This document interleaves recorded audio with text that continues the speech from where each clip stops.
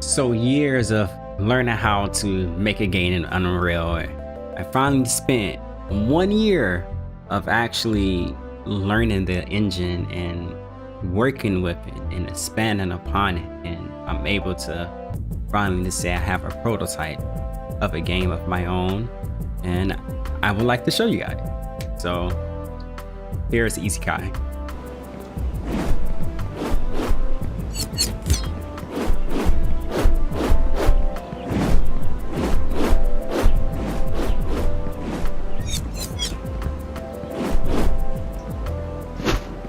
One thing I always knew is that no matter what you think your dream game is, you would never be able to make that dream game, and probably never will in your life be able to make that dream game. Some lucky if they do.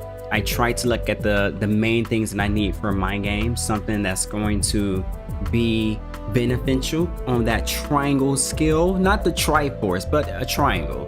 And one thing that we are looking for on this pyramid is time, scope, and cost.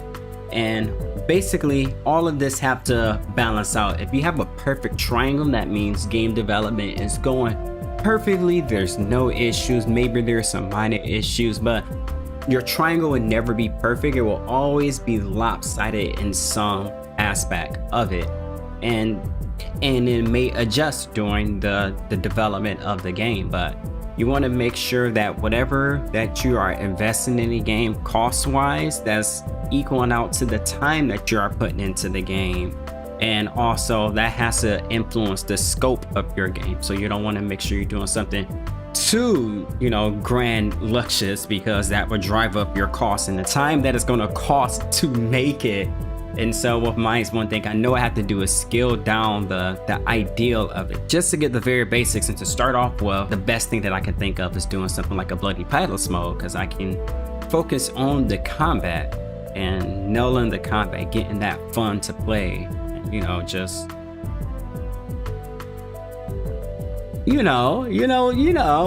the stuff when you play the game. When you play in a game, the game, it has it. And this what this is for. I'm trying to get that stuff. Get that stuff. Get it better. But once we get that combat better with this little bloody palace mode that I'm doing, then I'll hopefully in the future will be able to go on towards that story mode, adventure mode. Bam, start developing games. Not really, learn how to develop the games. And the crazy thing about this is when I will start looking at my year journey, it's the funny, I don't know, I didn't imagine that this is where I was at a year ago, and to see where I'm at now, it's a blessing, to be honest.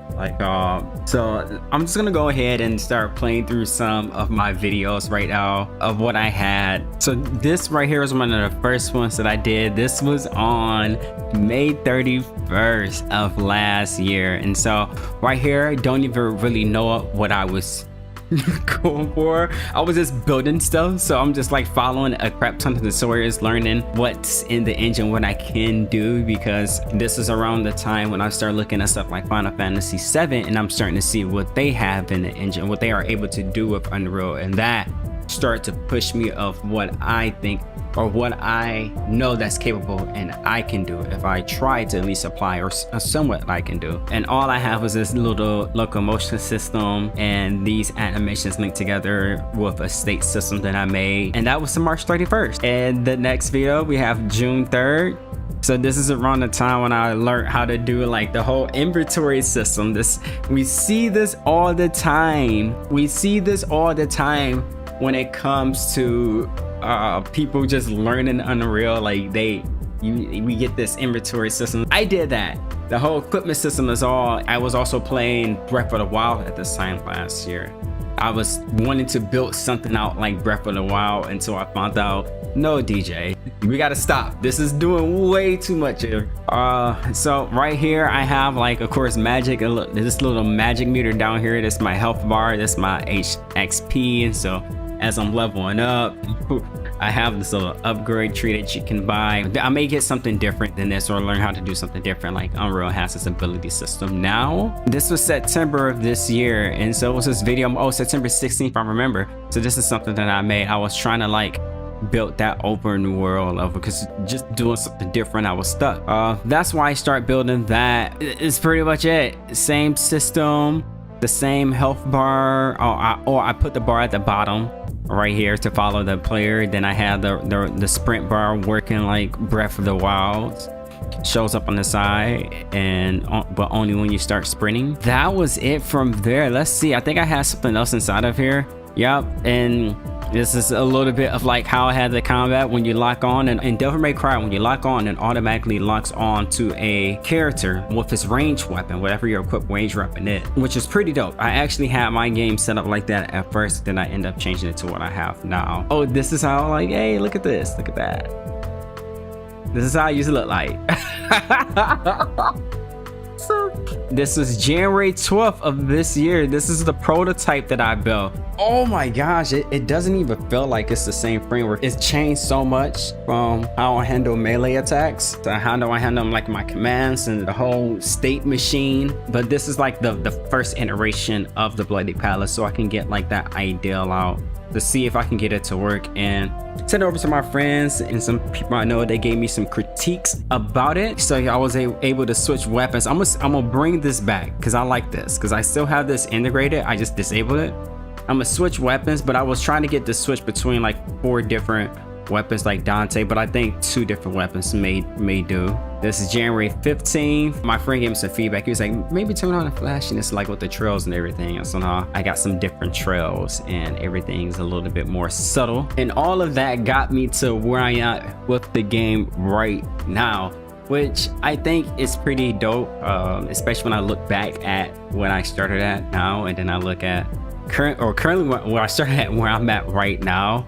I think it's great, and from here I'm going to go ahead and start releasing devlogs to the project, so hopefully you stay subscribed for that and hit that notification bell so you know when I post a video. And you will be able to see all the devlogs that I post, and especially from the point where I'm at right now, I think I have enough content to drop at least 2, maybe 3 good devlogs for everyone's viewing pleasure. So let's get right into it. What is Isekai? What is the game? Deejay, can you please explain it for me? Yes, brother and sisters. So I plan Isekai to be a action and adventure, high octane action, you know, the hack and slash type games. That's how I envision my combat to be, not the overall plot and the story of the games. I just want my combat to feel loose and that you have complete control of it, because that's how I like my combat and my video games to be. That's what I'm drawn towards, great combat in video game. Now what I plan to do on top of having great combat, let's hopefully get a great story in there and put a great adventure side to it, so that can drive the gameplay. The gameplay can drive the story forward because you are having fun with the gameplay, but the story is driving the gameplay forward because hopefully the story will influence the gameplay by the things that you are doing, from the enemies that you are facing, and also you just learning new techniques as you are playing through the story, i.e. the gameplay.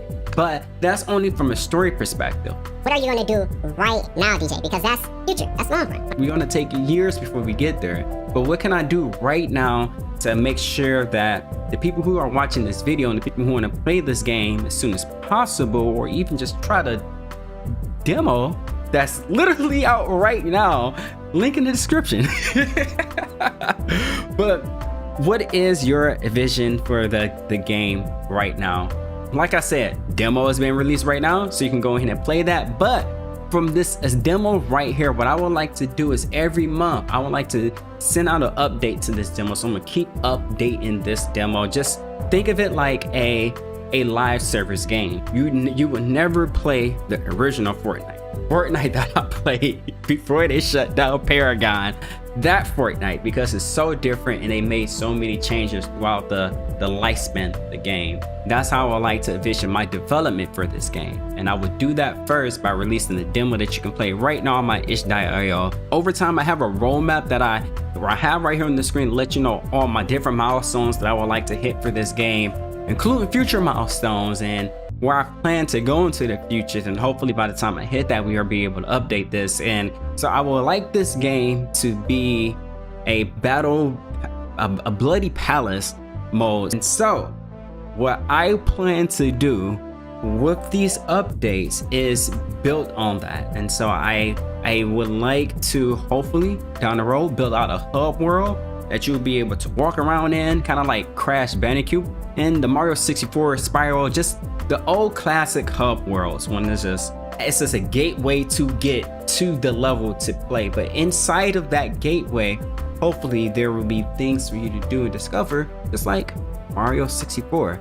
And I would like to structure this kind of like Mario 64. So when you go into one Bloody Palace style level, there will be multiple objectives that you can do. And so how I like to have the structures, that maybe every level that you play on, there's 5 stages, and out of those 5 stages, each one of them has 5 different objectives, and each one of them can have the same objective. So one of them is just maybe, hey, just beat the stage. It can be 10 floors this stage, it can be 20 floors this stage. The next one is, hey, get this many points, or clear it in this amount of time, or hey, here's a harder difficulty of it. If you beat that, you get a star. And then with X amount of stars, and so if it's 25 per stage, maybe 15. If you collect 15, you will be able to challenge the boss. That gives you the boss stage, and then you will be able to go to the next floor, and that will start that gameplay cycle and loop all over again. So that's something that I can build towards right now. So yes, that is a year of development, a year of me rambling, a year of catching up. My name is Deejay. You could always follow me on Twitter at DJ Hyuga. Remember to download the demo right now at itch.io. The link is in the description. I have a roadmap. The game is only controller support right now. I'm sorry, but you have to play with a joypad. Doesn't matter which one. I have like Xbox 360 and one stuff up there. It doesn't really matter as long as there's a Windows controller. Give me your feedback inside the game. So when you're launching up, I have a button that says feedback and bugs. If you click on it, it takes you to a survey. Feel free, subscribe to my YouTube for all my devlog videos. I may start releasing other game dev type stuff. I got this video coming soon with me and my friend's impression of Unreal when we first got into it, Unreal 5 when we first got into it. And also hit that notification bell so you get notifications when I drop a video. You can be the first one in here dropping comments, giving me likes.